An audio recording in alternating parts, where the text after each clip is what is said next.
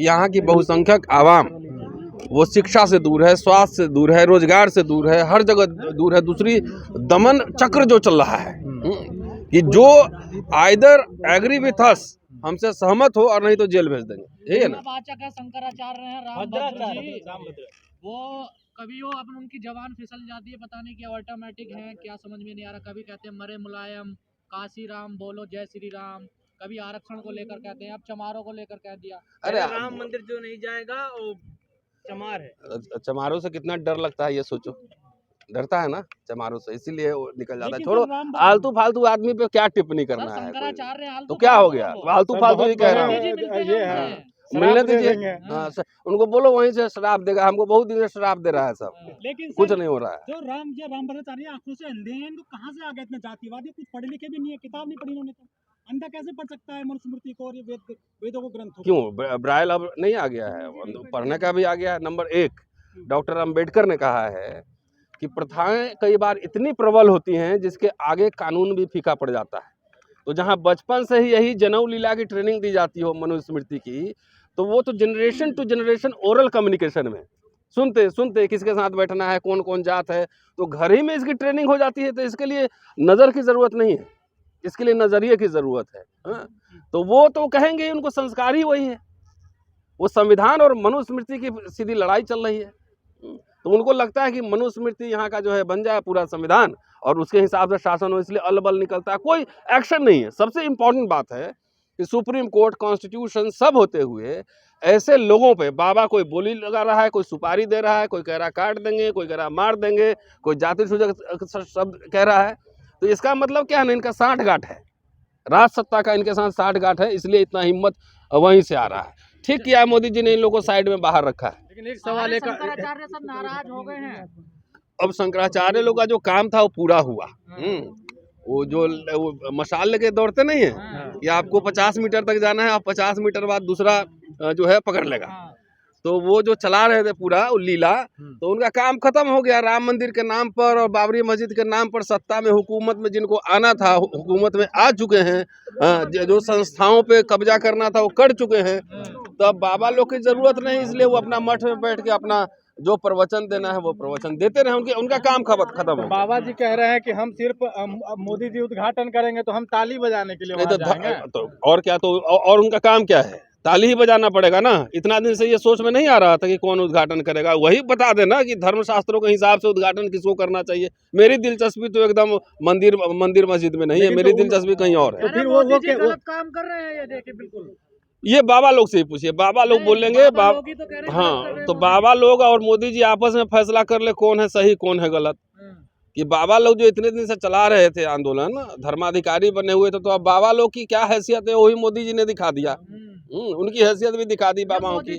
पिछड़े हैं, इस वजह से लोगों को पच नहीं रहे हैं। शायद हो सकता है मोदी जी वर्ण व्यवस्था के हिसाब से पिछड़े हैं तो शूद्र हुए, और शूद्र वहाँ मुख्य अतिथि होगा, और बाबा लोग शंकराचार्य लोग ताली बजाएंगे, तो समझिए मनुस्मृति में प्रहार हो रहा है एक तरह से। अधूरा मंदिर है, मोदी जी गलत कर रहे हैं बिल्कुल। ये अब चुनाव का समय है ना, वो मंदिर है और ये थोड़ी, वो तो राजनीति है। उसी के दम पे एक मुद्दा था इनके पास 80 के दशक में, राम जन्मभूमि बाबरी मस्जिद, उसी से सत्ता में आए हैं। तो अब तो सुप्रीम कोर्ट को क्रेडिट लेना चाहिए था हमारे हिसाब से।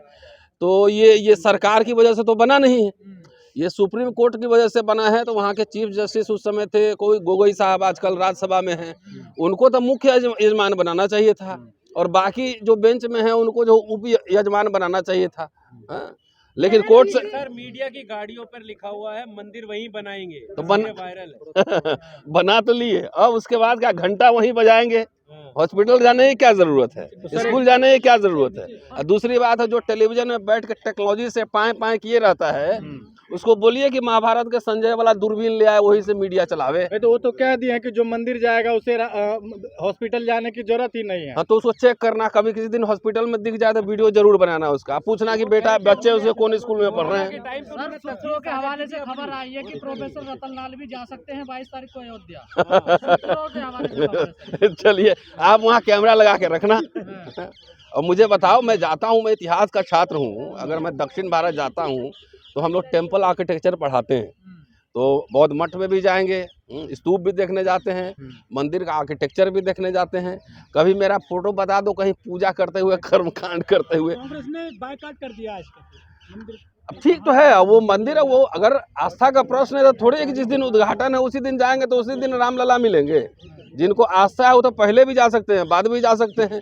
तो ये टर्म एजेंडा जो है बीजेपी आरएस थोड़ी सेट करेगा कि इसी दिन आएंगे तो आप हिंदू होंगे। अरे तरह तरह के हिंदू हैं भारत में, है ना। वो कापालिक है, कालामुख है, शैव है, वैष्णवाइट है, तरह तरह के हिंदू हैं। तो सब आरएसएस जो है बीजेपी एजेंडा तय थोड़ी करेगा। जिनको मन होगा बाद में भी चला जाएगा, जिनको नहीं मन है अपना घर में रहो। लेकिन सर मीडिया तो कह रहे हैं कि ये जो इंडिया अलायंस बना है सारे बायकॉट कर दिया है। तो ठीक तो किया है, राम विरोध उनके कहने से हो जाएगा। तरह तरह के राम है, 300 रामायण है इस देश में। राम एक तरह का, आरएसएस बीजेपी का राम अलग है। उनके लिए राम जी का भी काम अब हो जाएगा। चुनाव अगर इसके नाम पे लड़ लेंगे उसके बाद पता लगा कि राम जी को भी साइडलाइन कर सकते हैं, जैसे शंकराचार्य को साइडलाइन कर दिया। 22 तारीख को दीपावली मनेगी पूरे देश में सर, 100 देशों में मनाया जाएगा इसका राम उत्सव। अरे हमारे लिए तो हर दिन होली, हर दिन दिवाली है, और क्या है इसमें। जिसे खाओ पियो मस्त रहो। समय ही अस्पताल और शिक्षा स्वास्थ्य याद आ रहा है, जब उससे पहले सरकारें थी तब क्या था? तो सरकार को नहीं पता कि उसके पहले भी जब कांग्रेस की सरकार थी, कपिल सिब्बल मिनिस्टर थे, तो हम लोग सड़क पे ही थे। हम किसी पार्टी के थोड़ी एजेंट हैं। इनके समय में क्या हो रहा है, दिल्ली यूनिवर्सिटी में दिख नहीं रहा है कि एक क्रिमिनल केस जिसपे वो चार्जशीटेड है वो अमेरिका घूम रही है, और एक दलित लड़की रितु सिंह है वो धरना पे बैठी है, पुलिस कितनी बर्बरता से उठाई है, दिख नहीं रहा। ऐसे मैं तो दिल्ली यूनिवर्सिटी में कितने साल से जुड़ा हुआ हूँ, 30 साल से ज़्यादा से जुड़ा हुआ हूँ। पहले भी आंदोलन होते थे, भाई चांसलर घेराव होता था, धरना प्रदर्शन होता था, लेकिन कभी इस तरह की तानाशाही हम लोगों ने विश्वविद्यालयों में नहीं देखी, जहाँ हर जगह पुलिस बैरिकेडिंग लग गया है, किलेबंदी हो रही है। विश्वविद्यालय तो खुला रहना चाहिए था ना, खुला रहना चाहिए था। सर राजमान हो जाएंगे, सब ठीक हो जाएगा सर। हाँ, जिनके लिए ठीक होगा उनके लिए चांदी है। कुछ लोगों का तो जरूर ठीक हो जाएगा, जिनका उनसे जो है बिजनेस चलता है उनका ठीक हो जाएगा, जिनको उससे पैसा मिलता है उनका ठीक हो जाएगा, जो उससे सत्ता में आना चाहते हैं उनका ठीक हो जाएगा। लेकिन बाकी आम जनता का क्या है, ये तो आप सबके सामने है, बार बार रिपीट करने की क्या जरूरत है। सर एक सवाल है, एक कह रहे हैं कि मोदी जी जो है मंदिरों को लूट रहे हैं, उनकी तिजोरियों पे कब्जा कर रहे हैं। देखिए कौन कर रहे हैं? स्वामी है बीजेपी के सांसद। उनको एक दिन प्रेस वार्ता करके विस्तार से इस पे प्रकाश डालना चाहिए कि कौन क्या कब्जा कर रहा है। सर क्या लग रहा है, जिस तरह से पुलवामा हमले के ऊपर जो वोट मांगा गया था, मोदी जी ने वोट मांगा है, उसी तरह से अगर राम मंदिर उद्घाटन हुआ है, क्या इस पर भी वोट मांगा जाएगा? तो जाहिर है वोट के लिए ही तो हो रहा है, और क्या हो रहा है। नहीं तो मंदिर का काम पूरा नहीं, उद्घाटन क्या हड़बड़ी क्या है, उद्घाटन ही क्या हड़बड़ी है।